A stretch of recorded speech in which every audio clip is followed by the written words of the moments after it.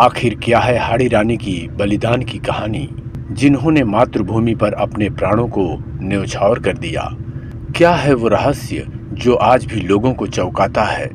हाड़ी रानी की बावली ऐतिहासिक महत्व के अलावा अपने खौफनाक माहौल के लिए भी प्रसिद्ध है। स्थानीय लोगों और आगंतुकों से रहस्यमयी घटनाओं की जानकारी भी मिलती है। यह घटनाएं उन आत्माओं के कारण होती हैं जो इस बावली में भटकती हैं। आखिर कौन थी हाड़ी रानी? तो आइए जानते हैं इन सभी रहस्यों को इस वीडियो के माध्यम से।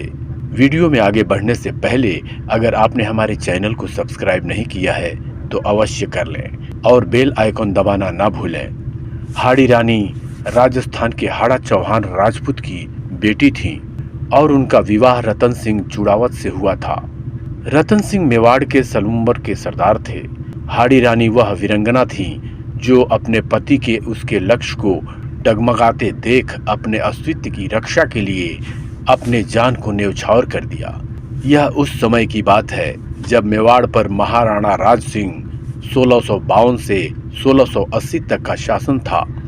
रतन सिंह का विवाह अभी हाल ही में रानी हाड़ी से हुआ था। कथा के अनुसार हाड़ी रानी की शादी को अभी केवल 7 ही दिन हुए थे।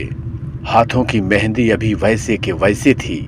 उनके पति को युद्ध पर जाने का फरमान आ गया, जिसमें महाराणा राज सिंह ने रतन सिंह को दिल्ली से औरंगजेब की सहायता के लिए आ रही अतिरिक्त सेना को रोकने का निर्देश दिया था। चुड़ावत रतन सिंह का यह संदेश उनका मित्र शार्दुल सिंह लेकर आया था। पत्र पढ़कर रतन सिंह का मन व्यथित हो गया। अभी उनके विवाह को 7 ही दिन हुए थे। पत्नी से बिछड़ने की घड़ी आ गई थी।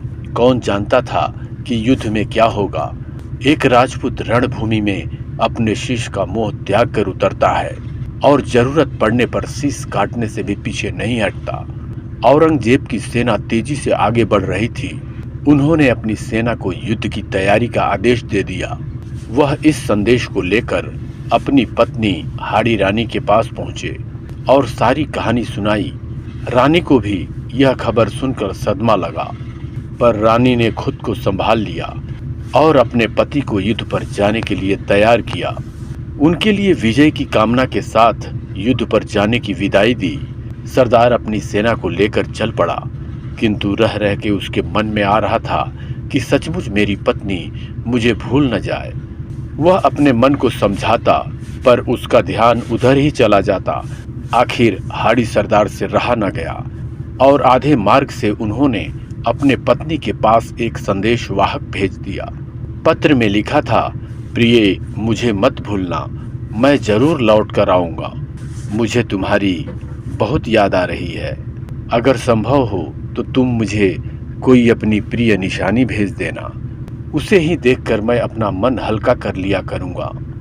पत्र पढ़कर हाड़ी रानी सोच में पड़ गई। अगर उसका पति इसी तरह मोह से घिरे रहे तो शत्रुओं से कैसे लड़ेंगे? अचानक उनके मन में एक विचार आया। उन्होंने संदेशवाहक को अपना एक पत्र देते हुए कहा, मैं तुम्हें अपनी अंतिम निशानी दे रही हूँ। उसे किसी थाल में सजाकर सुंदर वस्त्र से ढककर मेरे प्रिय पति के पास पहुँचा देना, किंतु याद रखना कि उनके सिवा इसे कोई और ना देखे। हाड़ी रानी के पत्र में लिखा था, प्रिय, मैं तुम्हें अंतिम निशानी भेज रही हूँ। तुम्हें मेरे मोह के बंधनों से आजाद कर रही हूँ। अब बेफिक्र होकर अपने कर्तव्य का पालन करना। मैं स्वर्ग में तुम्हारा बाट जोहूंगी।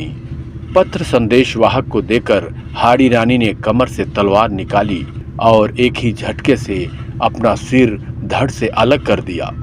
संदेशवाहक की आंखों से आंसू निकल पड़े।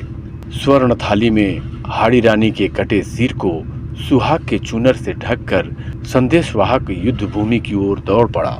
उसे देखकर हाड़ा सरदार ने पूछा, क्या तुम रानी की निशानी ले आए? संदेशवाहक ने कांपते हाथों से थाल उनकी ओर बढ़ा दिया। हाड़ा सरदार की आंखें फटी की फटी रह गईं और वह उन फटी आंखों से अपनी पत्नी का सिर देखता रहा। अब उसकी सबसे प्यारी चीज खत्म हो गई। उसके पास जीने का कोई औचित्य नहीं था। उसने मन ही मन में कहा कि प्रिय, मैं भी तुमसे मिलने आ रहा हूँ। हालांकि सरदार के मोह के सारे बंधन टूट चुके थे। वह शत्रुओं पर टूट पड़ा। इतना अप्रतिम शौर्य दिखाया कि उसका मिसाल मिलना बड़ा कठिन है। जीवन की अंतिम सांस तक वह लड़ता रहा।